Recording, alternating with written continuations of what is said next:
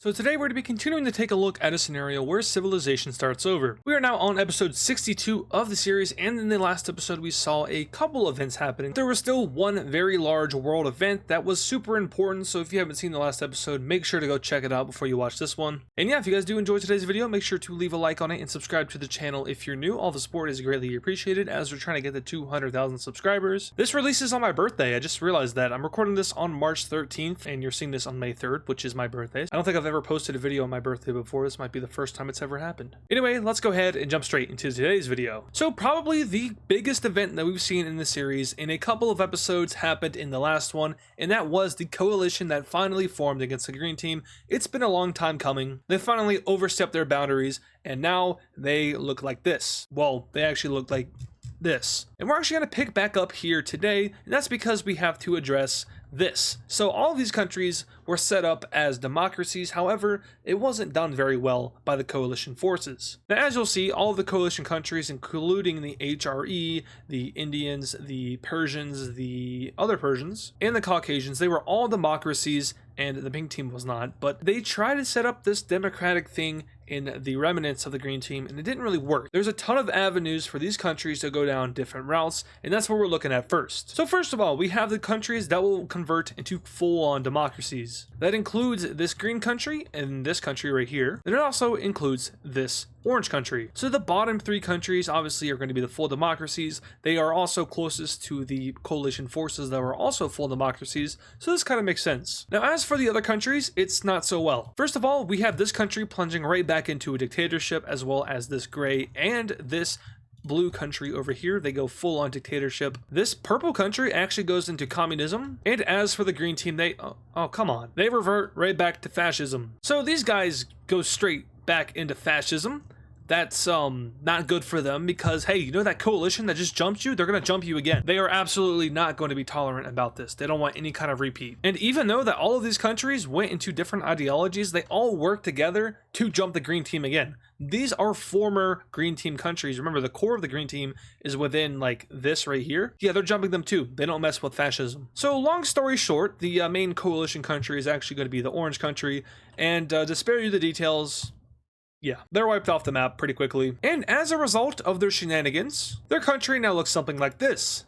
Gone. Not really though. What actually happens is that they lose almost all of their territory except for this tiny little chunk of land right here. This is the green team now. No, not this. You might find like little pixels and specks all over the map. That's not them. I hereby declare that any little tiny pieces of green that you find anywhere around the Caspian Sea is not the green team. This was an issue with the lime team. I think it was like this island right here. It was lime for like 20 episodes after the lime team collapsed. No, that wasn't the lime team. You can actually see that this is a remnant of like the blue team when it actually was all the way up here. I'll leave that there though. But yeah, anyway, the green team becomes a micronation. There's not even a city here, so guess what? They're gonna have to build one. And that city will of course have to be a capital city as well. So boom.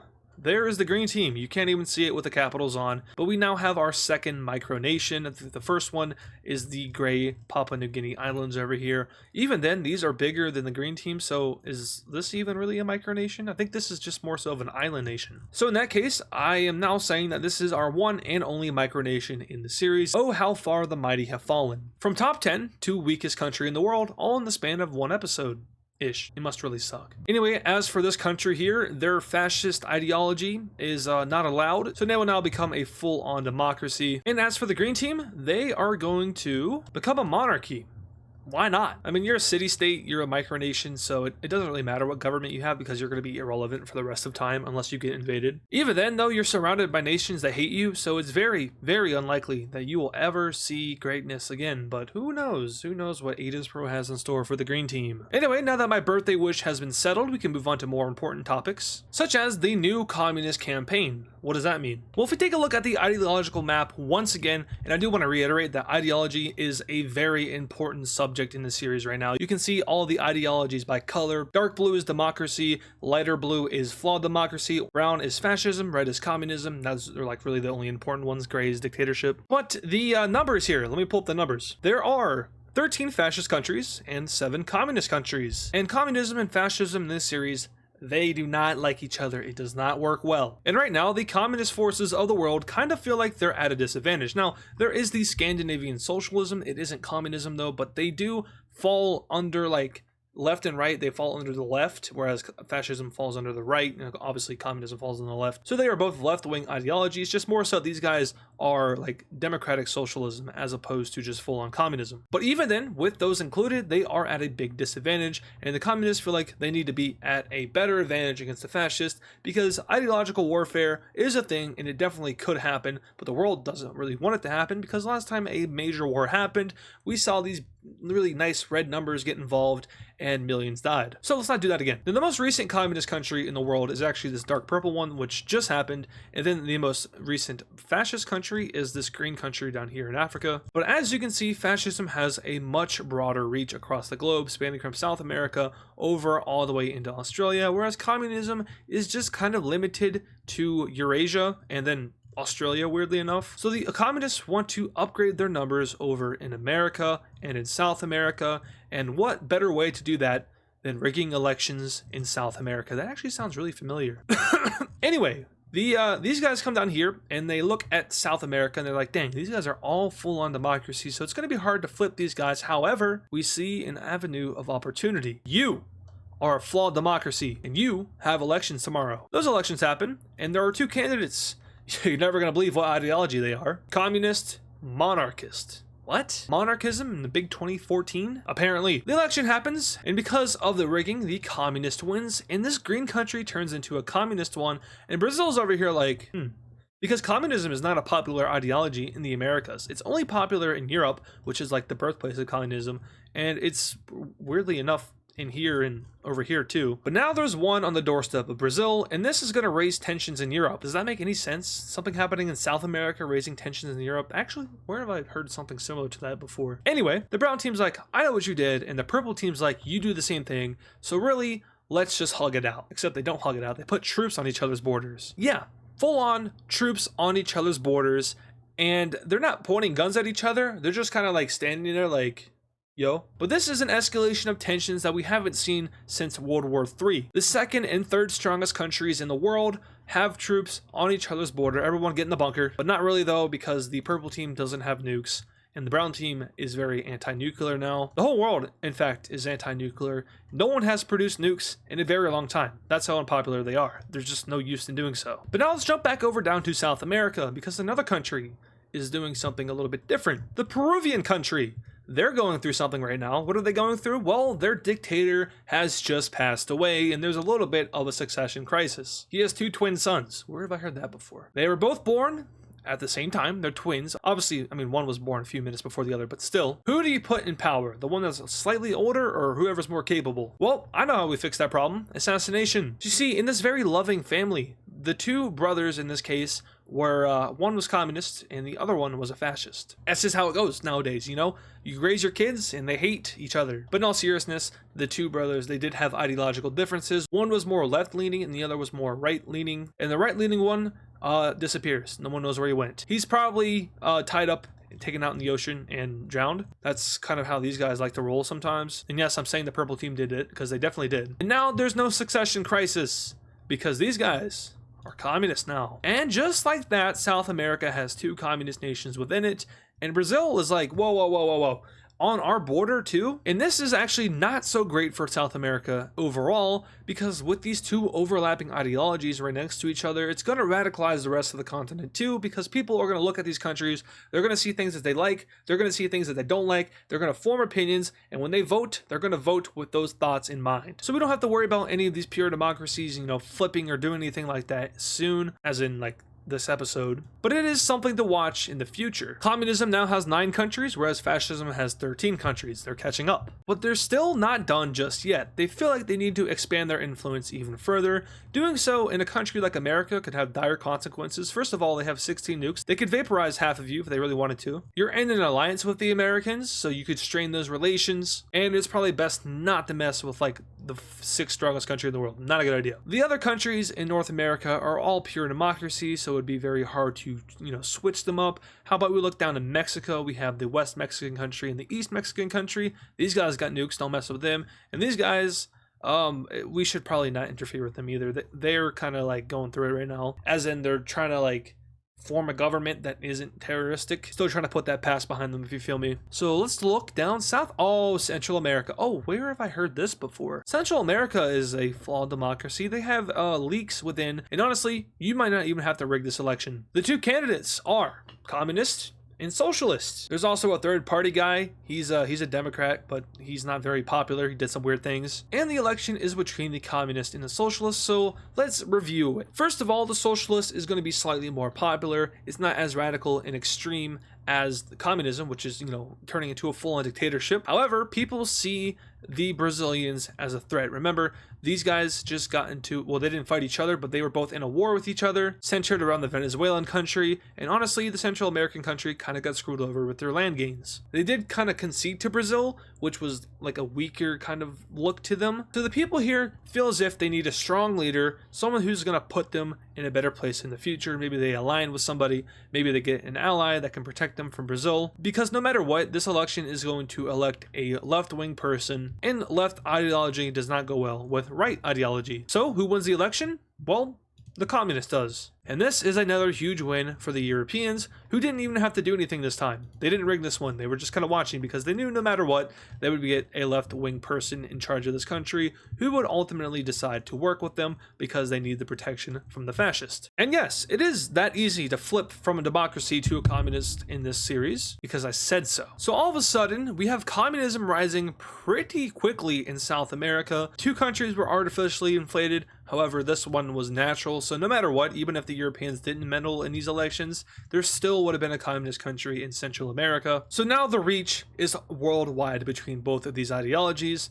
They are having issues penetrating into some areas, like North America. They are pretty solidly democratic. South Africa is also very solidly democratic. However, there is more opportunity for the communists to do expansion here because of how much hate there is for the fascists up north. Oceania is also pretty purely democratic. However, these are all weaker countries, and if these two really wanted to, they can go out and start to flip some governments. There's also a lot of stuff that could happen here, but these guys are really irrelevant. In Asia, you have China, who's like Big Daddy, I'm never saying that again. In Asia, you have China, who is like the big democratic power. You also have India, who's a very strong democratic power, stronger than China, but these guys are way more democratic than India is. So good luck getting any kind of ideology that isn't democracy in East Asia. But where you can really influence people is in Central Asia with all these dictatorships. There's 5 of them back to back. You already have one communist country right here. And the last time fascism tried to show its face, it got folded. So really, Central Asia is a great place for communism to grow. You also have over here, you have these countries, these guys,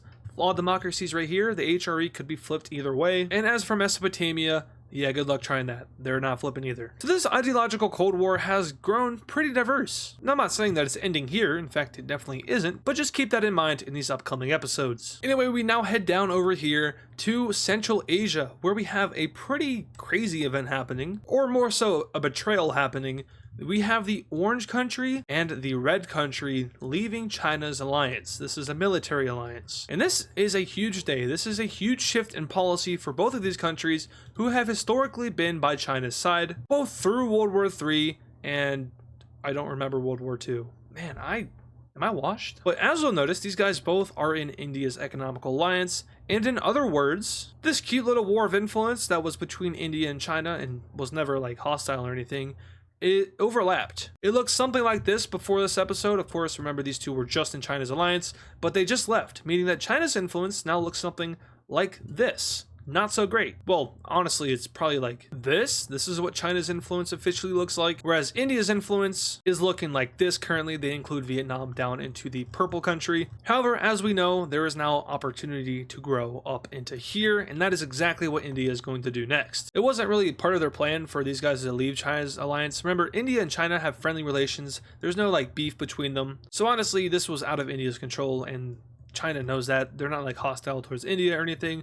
This is just a result of China losing their influence after going dormant and kind of isolationist for a few years. But the final nail in the coffin for China is when they officially dissolve the Circle Team Alliance. It's gone. Alright, well, I just lost all my progress on the map, but I think I've fixed it all. That sucked, but we're back. I believe we were in the Indian region. In fact, I really hope we were, because I can't remember. I got short-term memory loss. I guess actually it's 3:40 in the morning, so that explains it a little bit better. But hey, luckily I got one of these, so we're good. But the Circle team is officially gone. China has dissolved it. They made this decision based off of a democratic vote by the people. Remember, China is one of the most democratic countries in the world at this point, and the people voted. And I know it's impossible to do like full-on democracy, so they just did like a public vote where people can go to the booths for a few days and cast their vote on this issue. And it became increasingly apparent with the results that China does not want to have any kind of obligation to protect another nation, and that is the Gold Team. So the government complied with the citizens, and they have dissolved the Circle Alliance, meaning that there is now even more opportunity, if they want, for India to go up and get more influence up in Central Asia. It's completely up for grabs now. There's no Russia,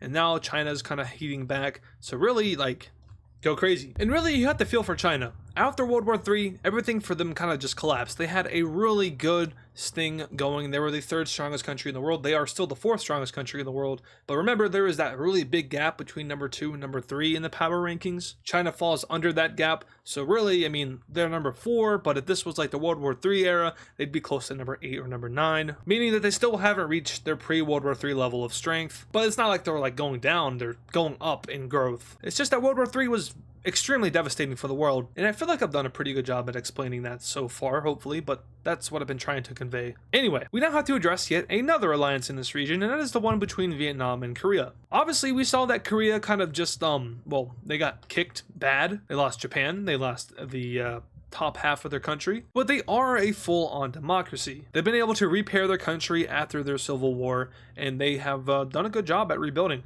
but still, they're not very strong. They fall at around 20-ish in world rankings, and that's only because of their economy, which has been really good. Their military is not so great. So when Vietnam looks over at them, they're like, dang, we have a way better military than they do. If they were to ever go to war with China, then they would get smacked, and there'd be no point in us even helping them out, because that would just be a waste of time. So, hey, Korea, you know, it was cool and all working with you for a little bit. We got what we wanted, but we are out, and the Triangle Alliance also dissolves about a week after the dissolvement of the Circle Alliance. This is a big momentum switch over in East Asia, but like I said earlier, this place is a pretty stable democratic stronghold, with one exception, or I guess 2 exceptions. So really there isn't like any big concern that radical ideology could spread over here right now. So a lot of these countries are okay with this development, but specifically India is like drooling at this idea, because really India has a very strong economical alliance, the third strongest one in the world behind, first of all, the Star Alliance and then NATO. They will offer up membership to a few countries, and a few of them will be joining. First, we have this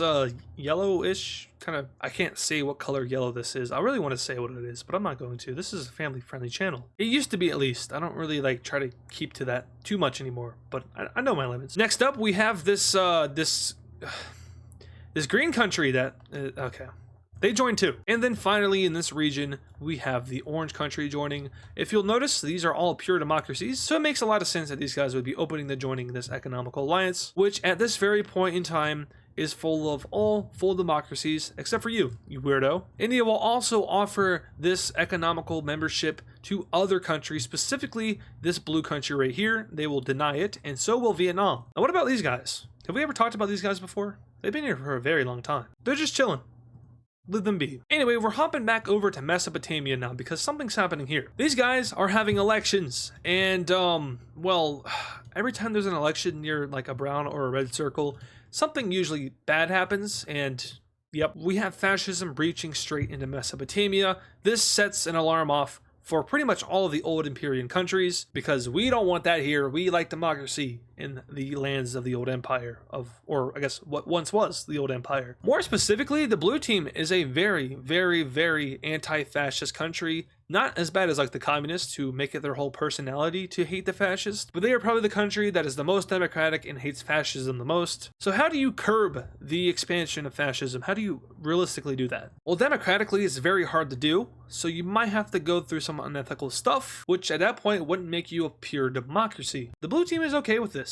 they're now considered a flawed democracy. And this could be potentially dangerous because now you're opening the door for radical ideology to get up into your country. But once again, the idea of radical ideology in total is super unpopular in the Mesopotamian / Middle Eastern region. We saw what happened to these guys. They got folded, and Greece made sure that they wouldn't do that again. They are still a flawed democracy though, so do keep that in mind. We also see that the Palestinian country is a flawed democracy, but like in the core areas of the old empire, it's just pure democracy. Anyway, next up, we have the blue team doing something that is a little unheard of. Well, not unheard of because it just happened not too long ago, but something that you wouldn't expect them to do. The blue team will declare war on the yellow gold team. Yeah, that's not a good look. In this event, we'll have a lot of backlash, both within the blue team itself, within its people, and also in the region around, as these other full democracies will criticize the blue team for having such expansionist policies when you're supposed to be one of the beacons of democracy, especially in the Middle East. We also see criticism from India, we see it from China, we see it from Persia, we see it from the Caucasian country, we see it from Greece, but we don't really see it anywhere else. And that's because the world is, well, as you can see,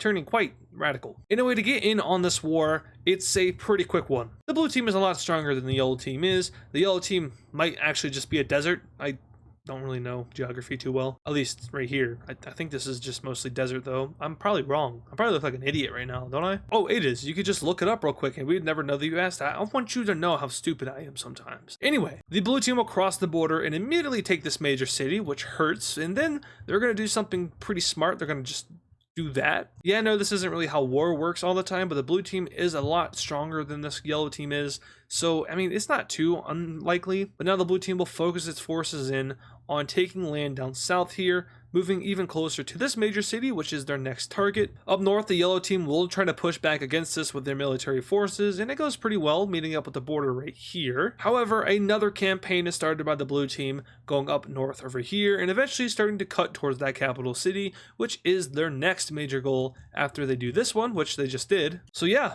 the goal is pretty simple, and it's honestly quite scary how good the blue team is at war. I wonder why. Anyway, the yellow team will try to push back even more, but unfortunately for them, it's not enough because they lose this entire southern region. And once the blue team's troops are done annexing it all, they'll now head back up north to this front line and immediately start pushing back against the yellow armies. Eventually, these troops will just spearhead out to the capital city. They will siege it for a few days and then capture it. And with their capital city gone and them losing ground every single day, the yellow team will surrender. So now let's take a look at a peace treaty between the blue team and the yellow team, in which we see the blue team fully annex the yellow team. This is extremely unheard of because these democracies, they don't like to fully annex countries. It is really outside of their policy. Nowadays, the democracies in the world more so just change your government into a democracy. They don't try to like fully annex you unless you're like the green team. They deserved it. We even saw it with like Persia. They didn't take too much land. The red team, even though they aren't a democracy, they didn't take too much land. Even this country right here, which I don't believe is a full democracy, no, they didn't even take that much land. So like I said, this is pretty unheard of,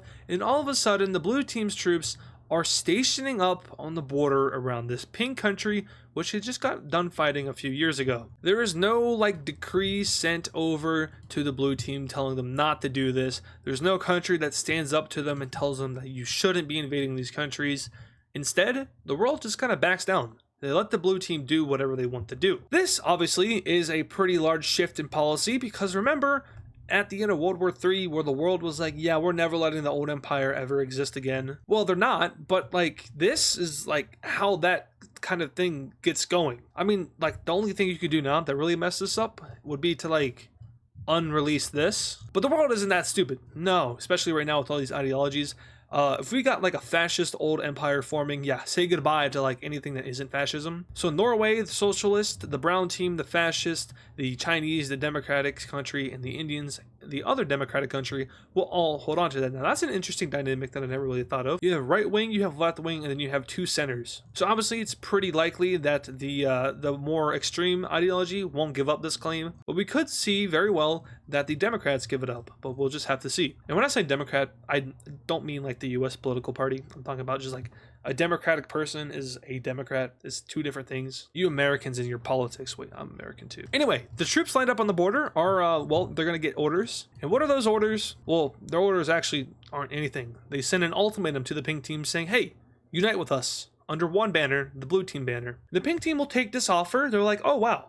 Rip. No, and the pink team will declare war on the blue team. And the blue team's like, why did you do that? And the whole world is like, why did you do that? And the pink team's like, we're going out gung-ho. We're going out scorched earth. We're taking you with us. Now, you don't have any nukes, so good luck with that. But the pink team's forces will start their invasion of the blue team, and it goes actually pretty well. That's mostly because the blue team's troops in a little bit of areas like kind of retreated a little bit when the order was given to, like, you know, maybe watch out because they might kill you really quickly. So the whole army kind of like took a step back. It was a few miles back, but they did it nonetheless. The pink team expanded out and spread out their forces. You'll notice that it didn't really happen right here, and that was for a good reason. The blue team stood their ground right here. They won against the pink team because that was a pretty obvious feat. And then they start pouring into the core of the country, and this is why you don't try to war with the blue team, because they will beat you in strategy. Also, it's not too often that we see two democratic countries fight, but here we are. With this being an issue for the pink team, they're going to call back their forces in the north in order to defend just a little bit south of there. They do that, and then their forces do in fact get there, and they do in fact push back the blue team. Oh, but not before the rest of the pink team's armies get completely eradicated by the blue team. Now all of these forces are moving in. The capital city is cut off from the rest of the country, and communication lines are cut,